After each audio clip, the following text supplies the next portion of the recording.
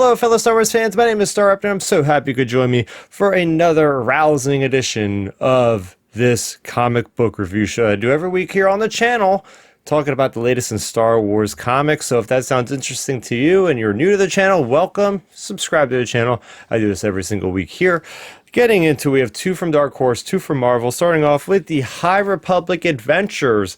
This specifically is the miniseries called Saber for Hire. This is issue number 2.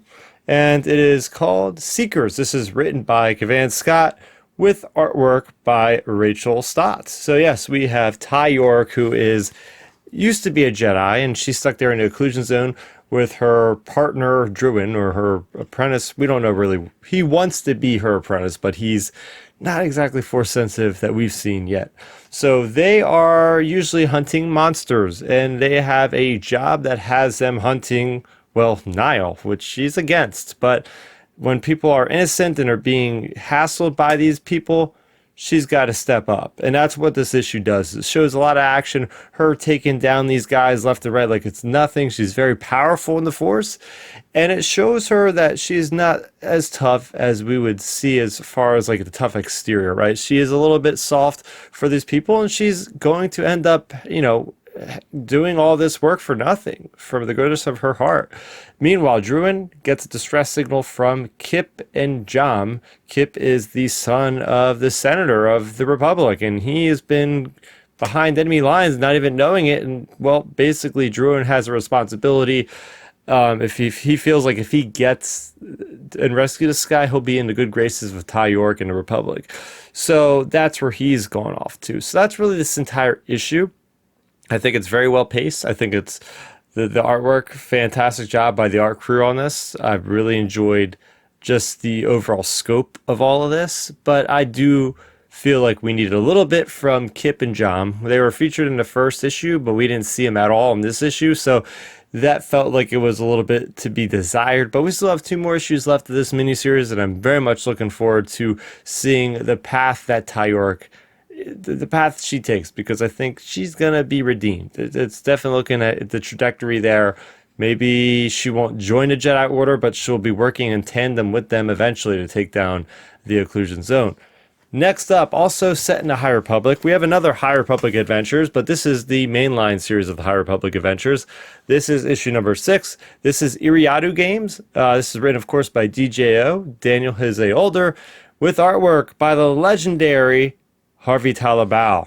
Man, he's one of my favorite artists out there. Original guy for High Republic Adventures Volume 1. Remember, this is Volume 3. Right, we are after the events of the fall of Starlight Beacon. The occlusion zone has been activated, and this is an in-between issue if there ever was, right? It's Lula. From her perspective, she's got memory loss after the crash of Starlight Beacon. She was a wanderer, she was a warrior, and she's reminiscing about all these things over the years. But she's also having fun. You're getting to see people of the High Republic having a good time. They're kicking this grav ball around. We didn't actually get a confirmation what it is. Seems like it's like grav soccer or something like that. But it is pretty cool until the Star Hopper returns in Nihil colors. And that's right, we haven't seen the Star Hopper, which was the original vessel that Yoda took these Padawans on, these younglings all around the galaxy to teach them about the Force. This thing is back, and it is commanded by the Warden, who is the guy that was in the previous arc about, the prison ship and all that. I thought he was dead. He's there with, I think her name is Dridget. And they're trying to, I guess, this is my problem with the book, is it was such an idiotic idea that they thought these Nihil people could think one ship could do something to the Republic Defense Coalition based on Iriadu, because what happened is they moved the occlusion zone, as we've seen in The Eye of Darkness, written by George Mann, right?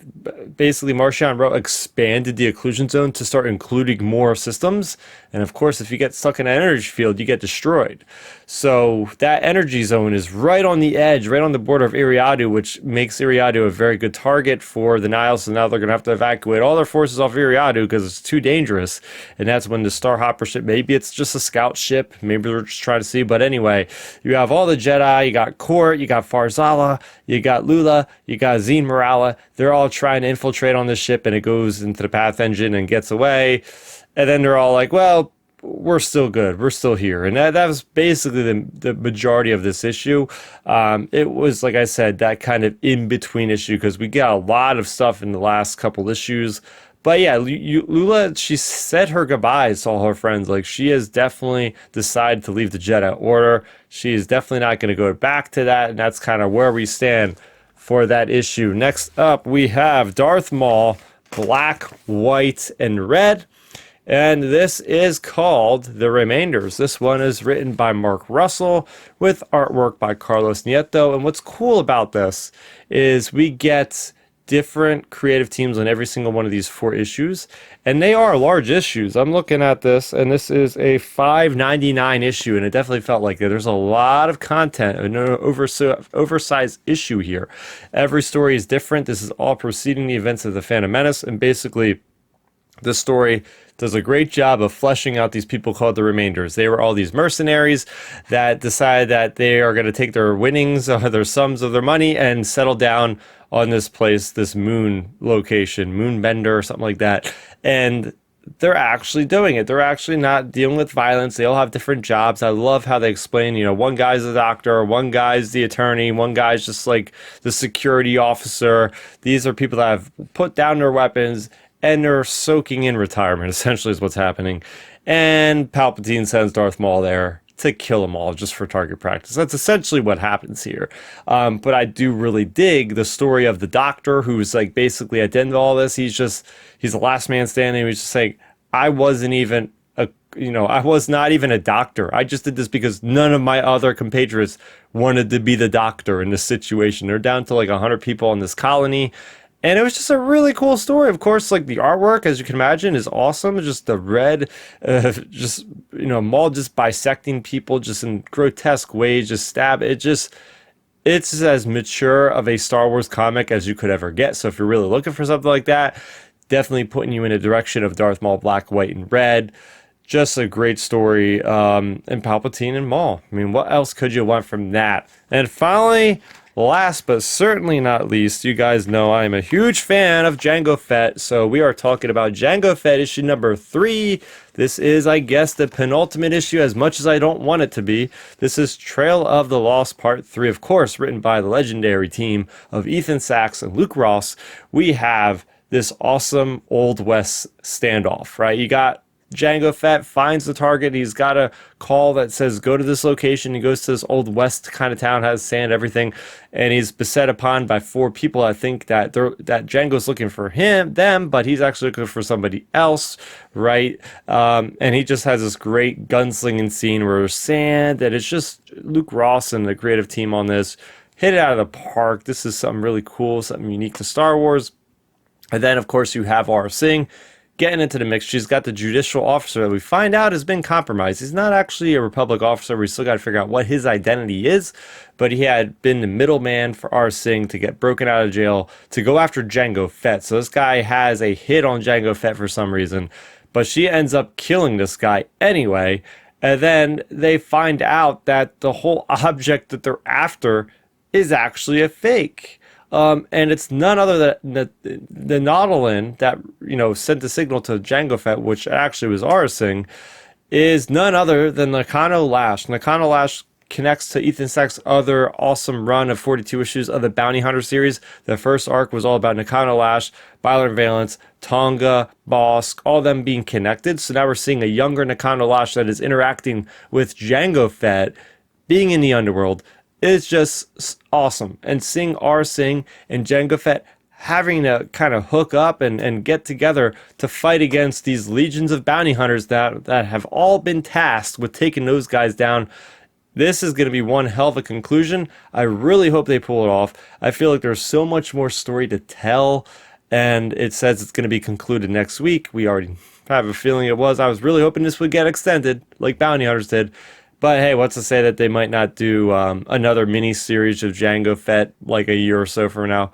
Really hoping for that because this has been badass. The action's been awesome. Seeing Jango Fett get his helmet knocked off him, even, just simple stuff like that has been really fun to see. And I'm really looking forward to the big conclusion here. Ethan Sachs has always been able to wrap his stories up pretty succinctly, pretty emotionally charged and different things, so I'm very much looking forward to that. So there you have it. Those were the reviews of the books that came out this week, the week of May 29th, 2024. What was your favorite comic that came out this week? Which one are you most likely to pick up?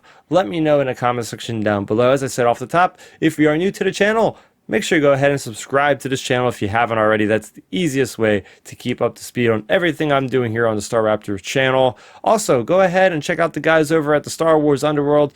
That's the channel that I'm on every Wednesday on the Tractor Beam Show, there with Matthew Neugebauer, going live 9 p.m. on Wednesdays to break down the week that was in comics in even more detail that I do here on my own channel. So there you go. Subscribe there, subscribe here. Hopefully I'll see you guys next week. Have a good one. May the Force be with you always. Bye-bye. Thanks for checking out the video. Please hit that thumbs up symbol. It helps me know that I'm making content that you guys enjoy. And if you enjoyed this video, I also include 2 videos down below you guys should check out. And please consider subscribing to this channel. It helps support me and it notifies you guys of when I get new videos up on the channel. You can also contact me on Twitter, Facebook, and Instagram at Starrapter.